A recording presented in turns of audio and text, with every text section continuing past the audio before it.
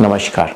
बहुत सारे लोग पार्ट टाइम काम करना चाहते हैं, पार्ट टाइम बिजनेस करना चाहते हैं वो जो काम कर रहे हैं उसके साथ साथ कुछ करें।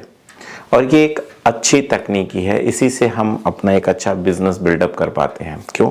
क्योंकि हमें एक तरफ से फाइनेंशियली सपोर्ट मिलता रहता है और दूसरी तरफ से जो भी हम पैसे कमाते हैं वो पैसे हम फिर से बिजनेस में लगाते हैं। देखिए क्या होता है, जब आप सिर्फ बिजनेस करते हैं तो जो पैसे आते हैं उनसे हमें अपने खर्च भी चलाने होते हैं। लेकिन जब हम पार्ट टाइम कोई काम करते हैं, कोई ऐसा काम करते हैं, स्टार्ट करते हैं कि हमारी रेगुलर इनकम जिससे हम नौकरी करके जो पैसे ला रहे हैं या कोई और काम करके पैसे ला रहे हैं वो तो आ ही रही है जिससे हमारे खर्चे चल रहे हैं। लेकिन अगर हम एक्स्ट्रा कोई काम कर रहे होते हैं तो हमारा बिजनेस जल्दी स्केल अप हो जाता है। क्यों हो जाता है? क्योंकि हम उस पैसे को जो हमने बिजनेस से थोड़े बहुत अर्न किए हैं वो हम फिर से उसी बिजनेस में लगाते जाते हैं और हम एक ठीक ठाक पैसे कमा ले जाते हैं, या हम कहें कि हम एक अच्छा बिजनेस बिल्डअप कर पाते हैं। तो आज का जो मैं बिजनेस बताने वाला हूं वो इसी कुछ थ्योरी पे है। एक चीज आप समझ लो, फुल टाइम भी करना चाहते हो तो कर सकते हो, ठीक है। एक कोई भी बिजनेस है वो तभी फ्रूटफुल होता है या वो तभी अच्छे से स्टैब्लिश होता है जब हम किसी की समस्या को हल करते हैं। जब हम किसी की समस्या को हल करते हैं तो वो बिजनेस बहुत तेजी से चलता है। तो एक चीज आप समझो, आप सब किसी भी धर्म के हो, किसी भी जात के हो, किसी भी पंथ को मानते हो, हम एक ऐसे फेथ से जुड़े रहते हैं कि हमें लगता है कि हमें दूसरों की भलाई करनी चाहिए। 100% लगता है। अगर हम अपना बर्थडे मनाते हैं तो हम सोचते हैं कि चलो गरीब बच्चों को हम खाना खिलाएं, या गरीब बच्चों को कुछ हम गिफ्ट करें, या गरीब लोगों को हम कुछ दें, चाहे जिस धर्म जात के हों। होता ही है, सबके साथ होता है। या हमारी एनिवर्सरी है, या हमारे मदर फादर की एनिवर्सरी है, या उनकी बर्थडे है, या कोई ऐसा भी ओकेजन है जिस दिन कोई त्योहार है, कोई व्रत है, तो हम सब चाहते हैं कि हम गरीबों को दान करें, हम गरीबों को दें। लेकिन वहाँ बीच में एक बाधा ये आती है कि यार अगर हम 100 लोगों को खाना खिलाएं, माना अगर हम 100 लोगों को खाना खिलाएंगे तो अरेंजमेंट बहुत करना पड़ेगा, हमें ये खरीदना पड़ेगा, या हमें सामान पूरा लाना पड़ेगा, हमें हलवाई करना पड़ेगा, हमें बारदाना लाना पड़ेगा, यानी कि भगोने वगैरह वगैरह, टेंट लगा, बहुत सारी हेडल्स आती हैं।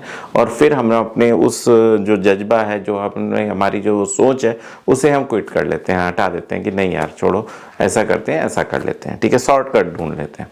लेकिन अगर हम यहाँ पे एक चीज़ लाएं कि अगर हम ऐसे हम भंडारा की एक किट बोल दें, या हम एक भंडारा का बॉक्स बोल दें, या हम एक भंडारा जानते हो ना, मतलब किसी व्यक्ति को खाना खिलाना, या किसी व्यक्ति को खाना दान देना, या किसी व्यक्ति को भंडारा करना। भंडारा मतलब कोई पूजा हो रही है उसमें भी हम लोग बहुत सारे गरीबों को या बहुत सारे लोगों को खाना दान करते हैं या खाना पेश करते हैं, ऐसा कुछ हो।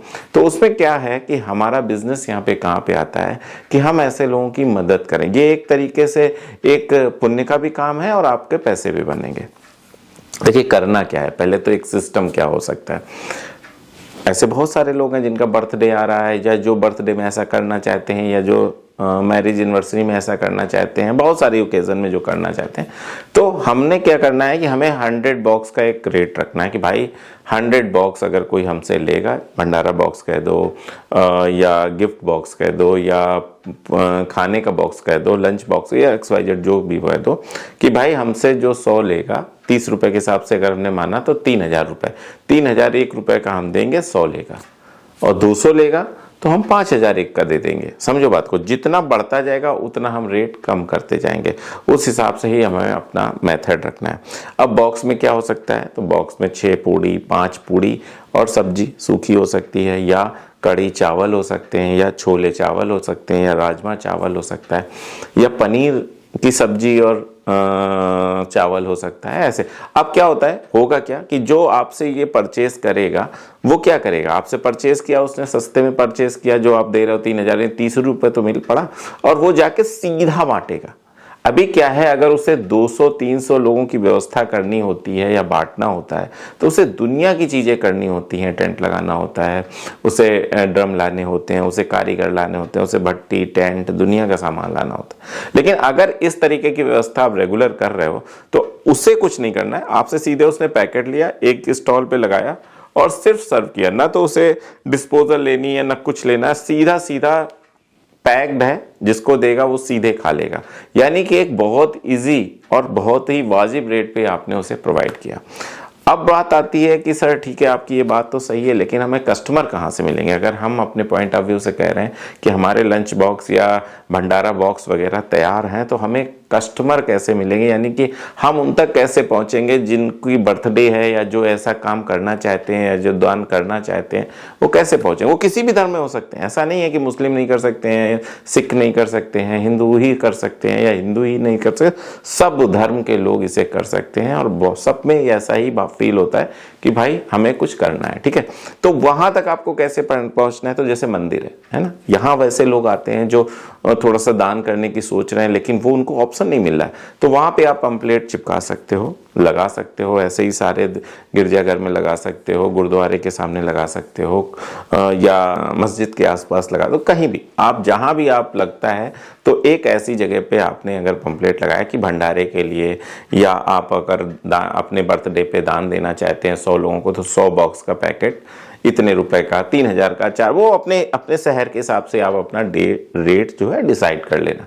बहुत अच्छा है। देखिए इसमें फायदा भी, ऐसा नहीं कि फायदा नहीं है, आप अपना मार्जिन लेके चलो, आप अपना सब कुछ, बस आप उनकी हेल्प कर रहे हो एक तरीके से, ये सोच के चलो, तो आपके एक लिए एक पुण्य का काम भी हो जाएगा, है ना। और कहाँ जोड़ना है आपको? यही जोड़ना है कि आप अगर अपने बर्थडे में 100 लोगों, गरीब लोगों को आप खाना खिलाना चाहते हैं, संपर्क करो, हम आपको ये चीजें प्रोवाइड कर देंगे। अगर आप 200 लोगों को खिलाना चाहते हो तो थोड़ा सस्ता कर देंगे, 500 लोगों को खिलाना चाहते हो तो और सस्ता कर देंगे, और सब कुछ बना के हम आपके पास पेश कर लेंगे। अब क्या है, इसमें एक का ना रखना, एक का लफड़ा नहीं कि 1 2 5 नहीं, मिनिमम 50 और मैक्सिमम तो कुछ भी हो सकता है। तो 50 से नीचे तो आपको ऑर्डर लेने ही नहीं है, और 100 के आसपास आपको ऑर्डर मिलते रहेंगे। आप 100 पे एकदम अडिग रहो, लेकिन 50 तक को दे दो, समझ रहे हो ना बात को। और इसमें क्या होगा, छोटा जो मान लो कोई ऐसा है जिससे सिर्फ 1,500-2 हजार रुपए खर्चा करने हैं और कुछ अच्छा करना चाहता है, अपने बच्चों के हाथ से कुछ अच्छा गिफ्ट दिलवाना चाहता है, गरीब बच्चों को कुछ खाना वगैरह दिलाना चाहता है, तो उसके लिए बहुत बेटर चीज है और पक्का चलेगा। बात आपकी बस कस्टमर तक पहुंचे, ये इंपॉर्टेंट है। तो एक रास्ता मैंने बताया कि ऐसी रिलीजियस जगहों पे आप अपने पोस्टर्स लगा दो। दूसरा है इंस्टाग्राम। इंस्टाग्राम क्या होता है, इंस्टाग्राम पे अगर आप प्रचार करोगे तो आपके सराउंडिंग, आपके पास ये पावर होगी, इंस्टाग्राम हो गया, फेसबुक हो गया, यूट्यूब हो गया, इसमें आपके अपने प्रचार चलाओगे तो इसमें ये पावर है कि सिर्फ आपके शहर के लोगों तक ही ये प्रचार पहुंचे, ऐसे भी पावर है। क्योंकि आपको शहर के बाहर के लोगों से बात करने की जरूरत ही नहीं है, क्योंकि आपका कस्टमर बाहर नहीं है, आपका कस्टमर सिर्फ शहर के अंदर है। तो आपको क्या करना है, इंस्टाग्राम, फेसबुक या यूट्यूब, इन पर अपने प्रचार चलाने हैं कि भाई ऐसा ऐसा अगर आप चाहते हो कि इस तरीके की आप अपने बर्थडे में या अपने वाइफ के बर्थडे में या अपनी मैरिज एनिवर्सरी में या अपने बच्चे के बर्थडे में या अपने फादर्स के बर्थडे में, मदर के बर्थडे में अगर करीब लोगों को आप खाना खिलाना चाहते हो, तो हमारी ये सुविधा है। 3000 में हम 100 लोगों का खाना दे रहे हैं, 5000 में हम 200, मतलब ये मैं एग्जाम्पल दे रहा हूँ। आप अपने हिसाब से, अपने क्षेत्र के हिसाब से या जो फूडिंग आप दे रहे हो उस हिसाब से अपने रेट सेट कर सकते हो, लेकिन आदर्श रेट यही। तो इतने रुपए में आपका हो जाएगा, आप अपना बांट दो, हम आपको पूरा आपको दे देंगे।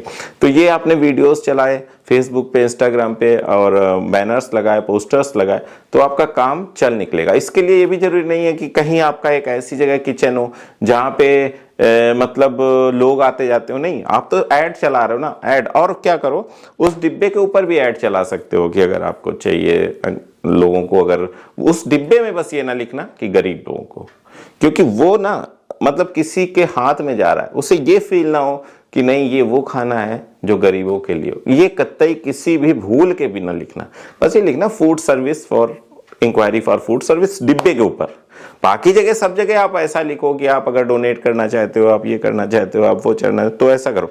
बट डिब्बे के ऊपर कहीं भी ऐसा गरीब शब्द नहीं आना चाहिए, गरीब शब्द का एक अक्षर नहीं आना चाहिए, क्योंकि वो उस व्यक्ति तक पहुंच रहा है, अगर उसे वो चीज दिखी तो उसे दिल में ठेस लगेगी। इस बात का बहुत ख्याल रखना कि इस टाइप के शब्द उस डिब्बे पे नहीं आने चाहिए। ये पार्ट टाइम क्यों हो सकता है, क्योंकि आपके पास सिर्फ ऑर्डर आ रहे हैं ना, फोन से ऑर्डर आ रहे हैं, इससे बस आपने बनवा लिया, जैसे ही ऑर्डर आया आपने 100-200 बनवाए और दे दिए। एक बार में आपके मिनिमम 100 बॉक्स बिक रहे हैं। 2-4-5 ऑर्डर अगर पर डे के आने लगे तो बहुत ही अच्छा है, लेकिन स्टार्टिंग में जरूर आपको थोड़ा सा मेहनत करनी पड़ेगी। लेकिन मैं समझता हूं कि आपके क्षेत्र में अभी कोई दे नहीं रहा होगा, आप आप प्रथम प्लेयर होगे तो आप अच्छा काम कर पाओगे, अच्छे आगे जा पाओगे। इस चीज़ का ख्याल रखना कि ये एक पार्ट टाइम जॉब समझ के करना, और धीरे धीरे फुल टाइम हो जाएगा। फिर इसके बाद क्या होता है, कैटरिंग की ये शुरुआत है समझो, फिर आप बड़े बड़ी चीज़ों में काम कर सकते हो, बर्थडे में काम कर सकते हो, सीधा खाना भेज सकते हो, बहुत सारे ऑप्शन है। मुंडन संस्कार हो रहा है, छोटी मैरिज एनिवर्सरी है या छोटे काम है, पहले उसमें करो, फिर उसके बाद आगे बड़े बड़े आप आयोजन भी कर सकते हो, क्योंकि आप एक एज अ कैटर्स डेवलप हो सकते हो। तो लेकिन ये सब बहुत दूर की बात है। सबसे इंपॉर्टेंट बात है जो मैंने आज आपको जो बताई समझाई कि स्टार्टिंग लेवल पे ऐसे काम करो, इसमें कस्टमर आपको मिलेंगे, काम आपका अच्छा चलेगा। मेरा उद्देश्य बस यही है कि मेरे भारत के युवा अच्छा करें, मेरे भारत के युवा कुछ आउट ऑफ द बॉक्स सोचें, और अगर वो आउट ऑफ द बॉक्स सोचेंगे तो हमारे भारत की इकोनॉमी अच्छी होगी, हमारे भारत की अर्थव्यवस्था सुदृढ़ होगी, क्योंकि प्रति व्यक्ति आय अगर बढ़ेगी तो अपने आप इकोनॉमी बढ़ेगी, अर्थव्यवस्था सुदृढ़ होगी और हमारा भारत भी अग्रणी देशों में शामिल होगा। बस इतना ही कहना था, कुछ नया सोचो, कुछ हट के सोचो, यही मेरा उद्देश्य रहता है। अगले वीडियो तक मैं आपसे विदा चाहता हूँ, तब तक के लिए नमस्कार।